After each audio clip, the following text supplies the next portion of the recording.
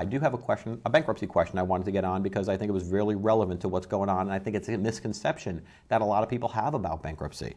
It says, Kelly from Lehigh said, Carmen, are you still able to purchase things such as a car or a house after you file bankruptcy?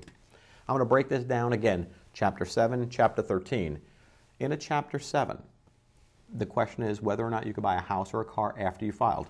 Chapter 7 is usually going to last about 6 months from the date of filing to the date of discharge. The big question, like we just talked about with credit reports, is after the bankruptcy, are you able to finance a car or finance a house? I'm not a big believer in financing if you can borrow from yourself, meaning I would rather see somebody who's looking to buy a house today, I would rather see them take a loan from their 401k or a distribution from their 401k or IRA. I know you're going to pay a penalty, and I know you're going to pay income taxes on that money. But housing today is extremely inexpensive if you're going to buy and you're going to be here for the long term. If you're looking to do that to flip houses, I think you're bunkers. But if you're looking to say, hey, I'm going to be here, I've got a young family, I plan on being here for the next 20 years, I would say now is the time to take money out and start looking around for a better deal. Do you have to buy something right away? No. Is housing going to go up in the anytime soon? Probably not. I don't have the crystal ball. But if your goal is to say 20 years or so, you file bankruptcy. Let's say you file bankruptcy and you had $100,000 in your 401k. It's an exempt asset. Nobody can touch it. But now you're saying, going forward, saying, uh-oh, I've looked at this. I might want to take out that $100,000 and go buy a house or a condo cash. I can go buy a house. And this young lady's from Lehigh. Say, hey, a house next door to me selling for $75,000. Can I go buy that house cash and not have a mortgage? It'd be hard for me to say no. I don't think that's a good idea. If you're buying it cash, all you're paying is property taxes and insurance on it going forward. Your housing cost went down $1,000 a month. If you were renting and paying all this stuff, it'd be crazy for me to say no, because if you're in it long term, you're going to get more bang for your buck by doing that. Now, a lot of people out there who say you're better off keeping the money in the 401k. I don't know. Last year, stock market returns were flat. What's 2012 going to hold? I don't know. Long-term play. If you're disciplined, Kelly, you go buy that property and then you start putting that $1,000 a month, not back into your 401k. You're capped at that, but let's say you decide to put it in some other investment account, like a money market mutual fund or something where you're saying, hey, I'm going to watch this money roll and I'm just going to build and I'm never going to touch it.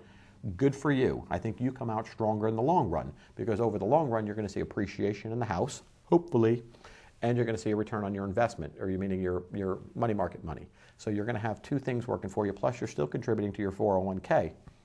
I like the plan. So again, if the plan makes good financial sense for you, implement it, stick with it, and plans are going to change over life. Maybe Kelly's going to have 2 kids. I don't know. She's going to have to educate them, and she's going to put $200 away towards a college plan instead of putting the $1,000 away towards a housing. Whatever the plan is, stick with it.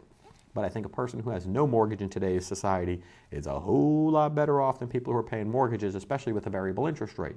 If you've got long-term debt and it's a fixed rate of 4%, fantastic.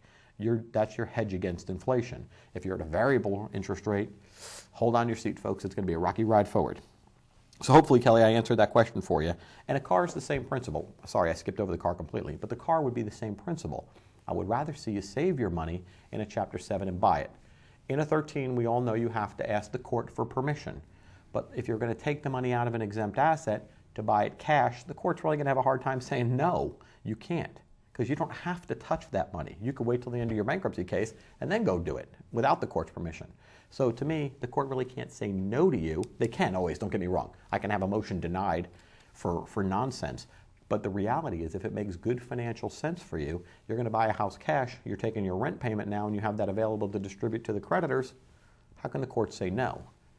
It doesn't make sense. It's illogical. So I've never really had anybody ask me, say, yeah, Carmen, I want to borrow from my 401k to buy a house so I could pay my creditors more money. It doesn't really work that way.